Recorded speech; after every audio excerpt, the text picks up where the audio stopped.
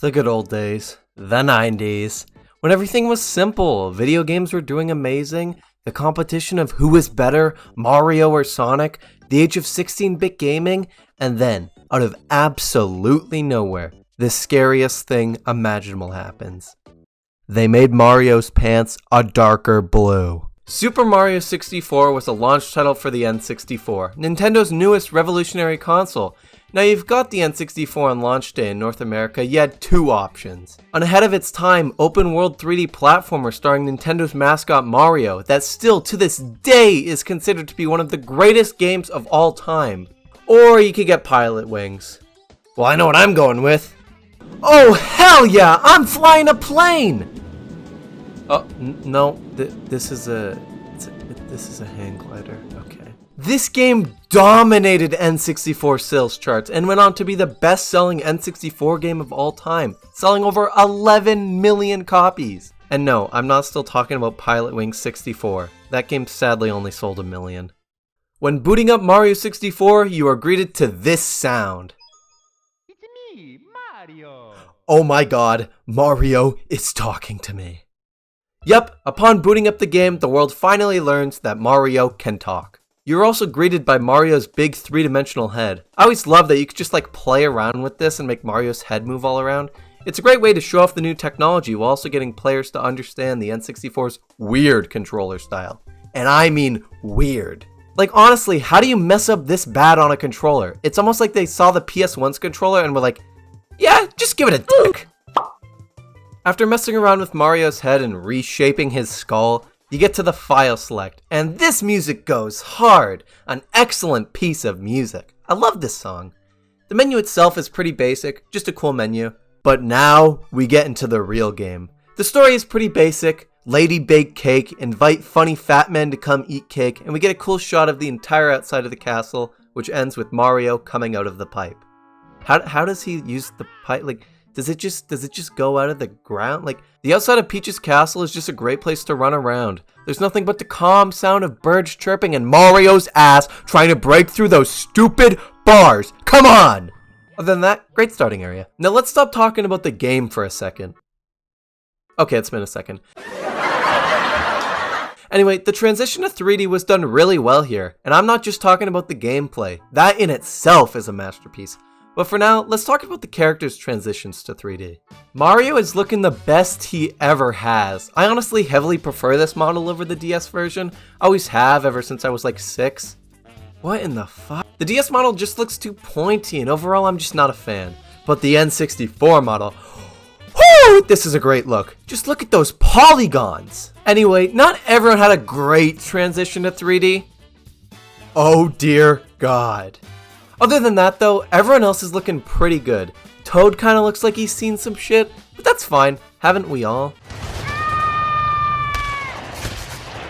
I actually think Bowser has done really well in this game. Obviously he looks better in the DS version, but for what he's supposed to convey, which is a scary turtle monster who will steal your girl, I think they did a great job. Let him stare into your soul. Alright, I think I rambled on for long enough about polygons. It's time to talk about what's actually inside the castle. When you enter the castle for the first time, you hear Bowser cackling with a text box that reads, "Welcome, no one's home, now scram, and don't ever come back." That's kind of rude. Wahaha! You like my Bowser impression? I think it's pretty good. Anyway, after reading this, I'm thinking, alright, no one's home, gotta go save Okay, well, looks like Toad's home. Looks like Toad's home, Bowser, huh? I thought you said no one's home. Yeah, look at Toad, he's right there.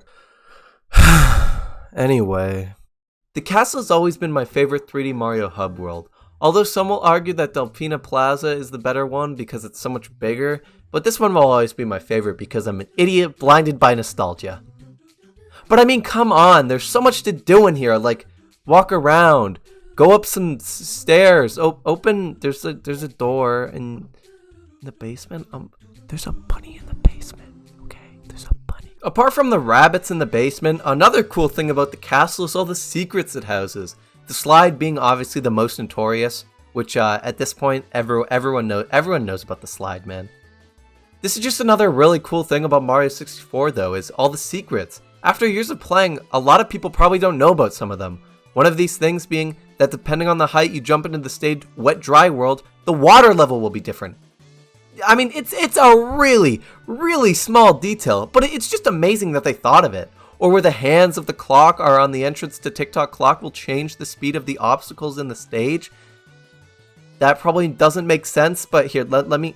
So if you go in at like 12, it's like slower, but if you can get it to like stop. You can like completely like you can stop it, man.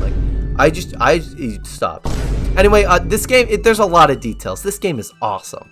You know, when I first played Mario 64, I remembered being so excited to see what was behind each new door I would unlock with the stars I got. Each room housing a new level to explore and roam around in.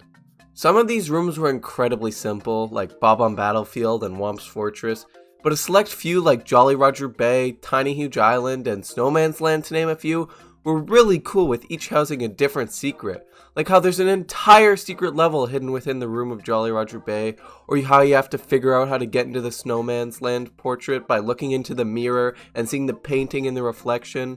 Although some of these are complete bullshit, like Shifting Sandland where they expect you to jump into a wall. You know what? Maybe there's a painting in this wall. Oh! Now let's talk about the levels themselves. The levels themselves are completely filled with life and are so much fun and vibrant.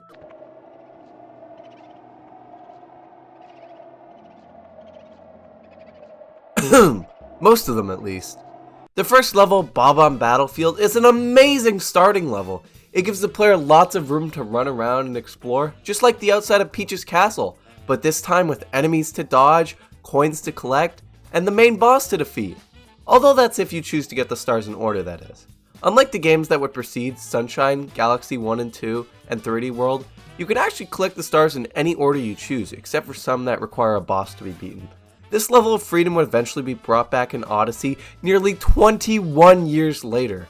But in this game, it is done really well and adds a ton of replayability to the game, unlike something like Sunshine, which does capture the open level design, but fails to capture the freedom of Mario 64 with the linearity and inability to skip missions as they're required to beat Sunshine, and it really ruins replaying Sunshine in my opinion. Anyway, while on the topic of levels, I'm going to talk about my personal favorite, Womp's Fortress.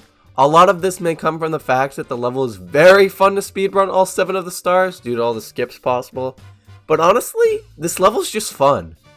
Womp's Fortress is usually the second level players will go to because of its 1-star requirement opposed to the others' 3-star requirements.